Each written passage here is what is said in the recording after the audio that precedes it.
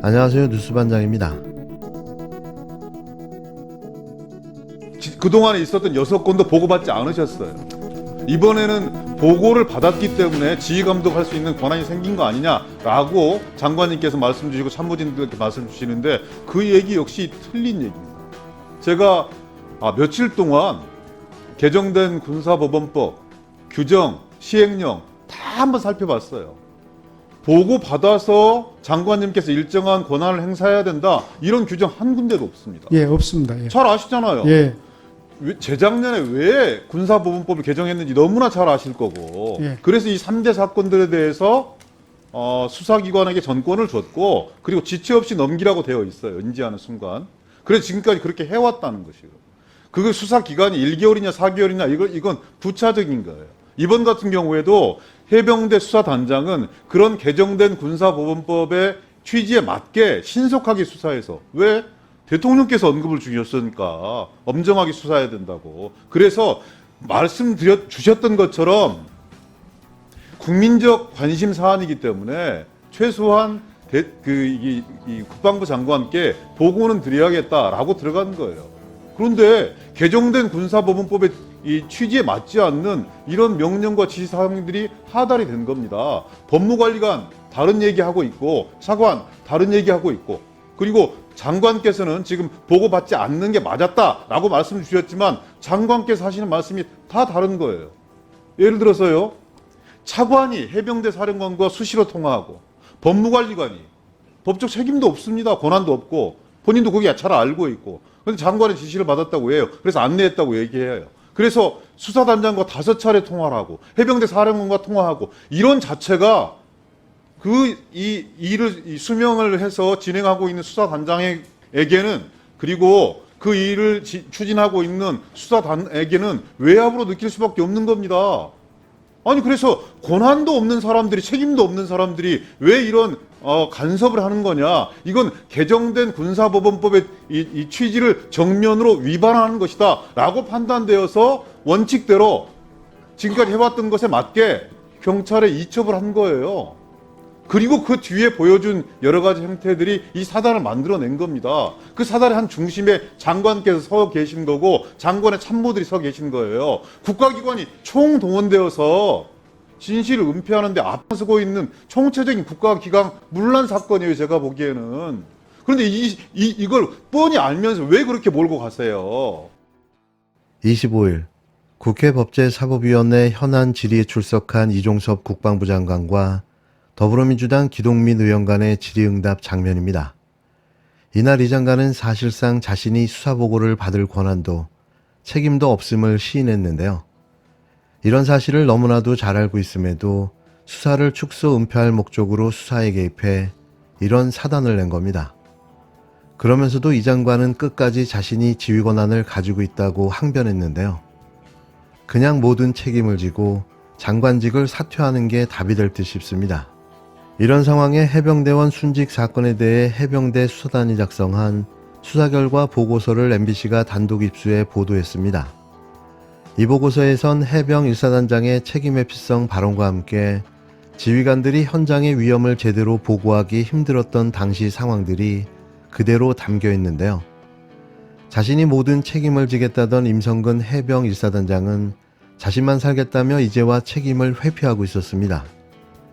해병대 수사단이 작성한 최상병 사망 원인 수사 및 사건 처리 관련 보고서라는 문건. 이 문건에는 임성근 사단장은 수사에서 지휘관으로 무한 책임을 통감한다면서도 사고부대가 물에 들어간 것이 이번 사고의 가장 큰 문제점이라고 생각한다고 유체이탈 화법이자 3인칭 관찰자 시점에 진술을 했는데요. 이는 핵심 책임을 현장 부대에 돌린 것으로 해석될 수 있는 부분입니다. 임 사단장은 또 7월 15일과 16일 열린 협조회의에서 지휘관들과 실종자 수색작전에 대해 토의를 했다고 주장했지만 다른 회의 참석자들은 수색작전에 대한 언급이 없었다며 엇갈린 진술을 내놨는데요. 개인과 다수의 진술이 다르면 무조건 개인이 거짓 진술을 하고 있는 겁니다. 누가 봐도 답정너인 거죠. 수색 방법이 위험하다고 생각했지만 변경을 건의한다 해도 받아들여질 수 없는 분위기였다는 현장 간부들의 진술도 나왔습니다.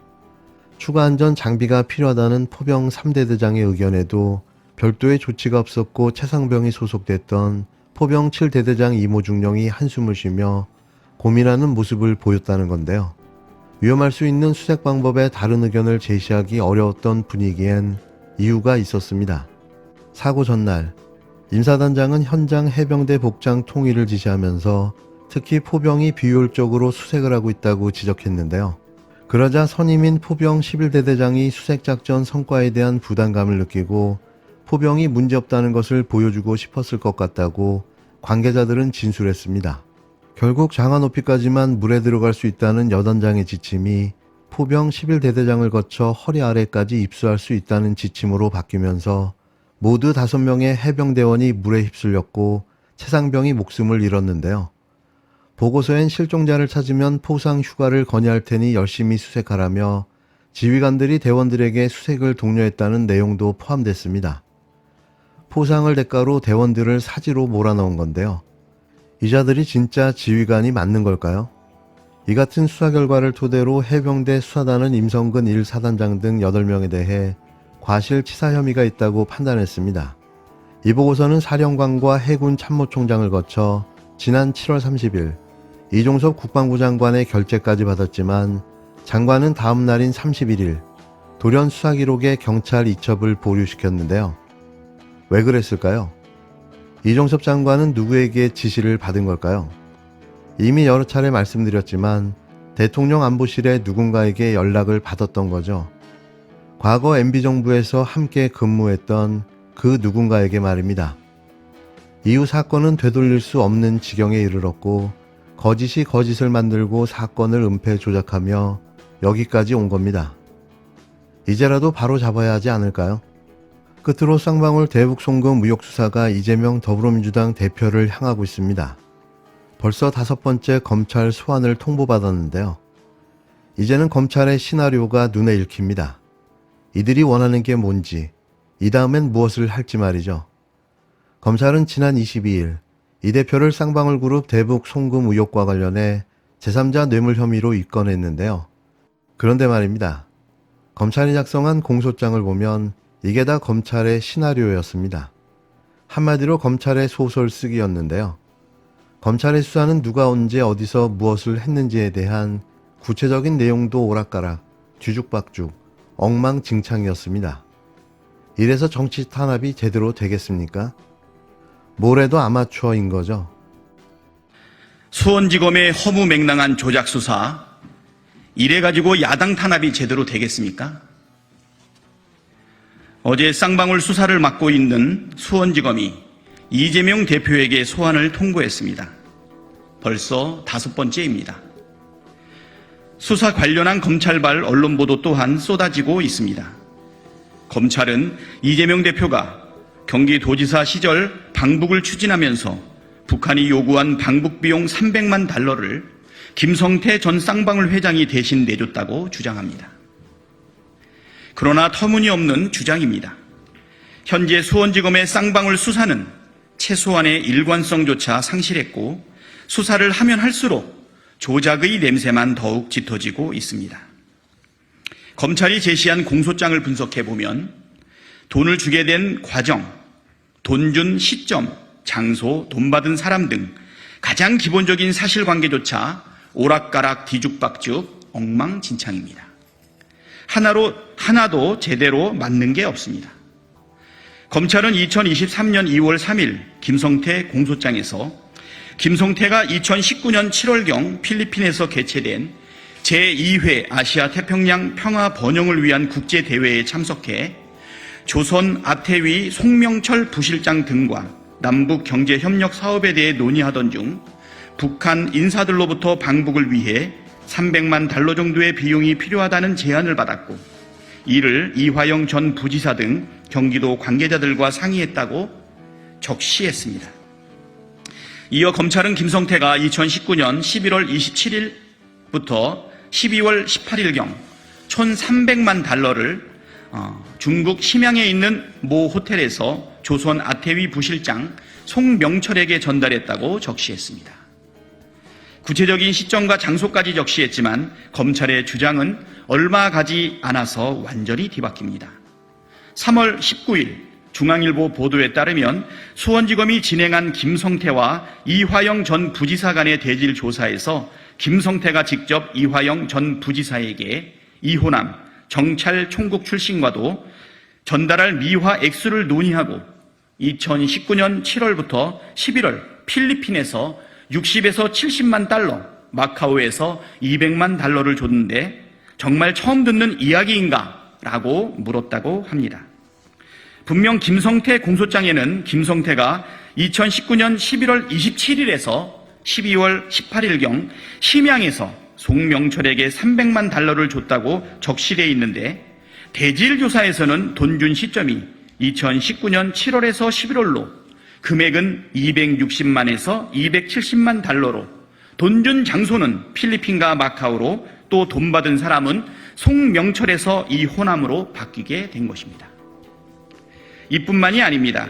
2023년 3월 21일 검찰의 이화영 전 부지사 공소장까지 살펴보면 더욱 가관입니다. 검찰은 이화영 전 부지사 공소장에서 김성태가 2019년 5월경 중국 단동에서 이화영 전 부지사로부터 조선 아태위 부실장 송명철, 정찰 총국 출신 대남공장원 리호남 등 북한 인사들에게 경기도지사의 방북을 요청해달라는 부탁을 받았고 그런 취지의 부탁을 하였으나 북한 인사들로부터 방북 비용이 필요하다는 말을 듣게 되었다고 적시했고 이후 김성태가 이화영 전 부지사와 논의했다고 합니다. 불과 한 달 전까지 김성태 공소장에서는 2019년 7월 필리핀 마닐라에서 송명철 등이 김성태에게 방북 비용 이야기를 했고 그 뒤 김성태가 이화영 전 부지사와 상의했다고 하더니 이화영 공소장에서는 2019년 5월 중국 단동에서 이화영 전 부지사의 요청으로 김성태가 송명철에게 방북 이야기를 했다고 내용이 싹 바뀐 것입니다. 또 검찰은 이화영 전 부지사 공소장에서 김성태와 방영철이 2019년 7월경 또 2019년 12월에서 2020년 1월경 필리핀 마닐라 및 중국 심양에서 송명철에게 200만 달러, 리호남에게 100만 달러를 줬다고 적시했는데 이를 김성태 공소장과 비교하면 돈 준 시기, 돈 받은 사람, 돈을 전달한 장소까지 모두 다릅니다. 북한에 건넨 돈은 하나인데 언제 줬는지, 누구한테 줬는지, 어디에서 줬는지가 김성태 공소장과 이화영 공소장이 다르고 대질신문과도 다르다는 것이 이게 말이 되는 소리입니까? 특히 이해할 수 없는 점은 북한에 줬다는 수령증까지 존재한다는데도 검찰이 돈 준 시점이 언제인지 누구한테 주었는지조차 오락가락하고 있다는 것입니다. 김성태 공소장이 나오기 하루 전인 2023년 2월 2일 SBS는 2019년 11월에 300만 달러를 북측에 전달했다는 확인서, 일종의 수령증을 제출한 것으로 알려졌다면서 수령증에 적힌 이름은 송명철 이렇게 보도를 했습니다. 수사를 지휘하고 있는 홍승욱 수원지검장, 김영일 2차장 검사부터 수사를 담당하고 있는 김영남 형사 6부 부장검사, 송민경 부부장검사에게 묻습니다. 수령증까지 확보했다면서 돈 준 시점, 돈 받았다는 사람, 돈 준 장소까지 이렇게 매번 달라지는 이유가 도대체 뭡니까? 이재명 대표 방북비용 대납이라는 소설을 쓰려고 있는 사실 없는 사실 죄다 짜맞추다가 설정에 구멍이 난 거 아닙니까? 없는 기억을 끄집어내서 진술을 조작하려다 보니 검찰 공소장조차 앞뒤가 하나도 안 맞는 거 아닙니까? 검찰에 경고합니다. 금방 들통날 거짓말을 언론에 흘려대며 범죄자로 낙인 찍지 말고 수령증 같은 증거가 있으면 즉각 공개하십시오. 그 많은 인원으로 이재명 대표 본인과 주변을 탈탈 털어놓고도 고작 나온 게 손바닥 뒤집듯 사실관계가 바뀌는 비루한 공소장뿐입니까?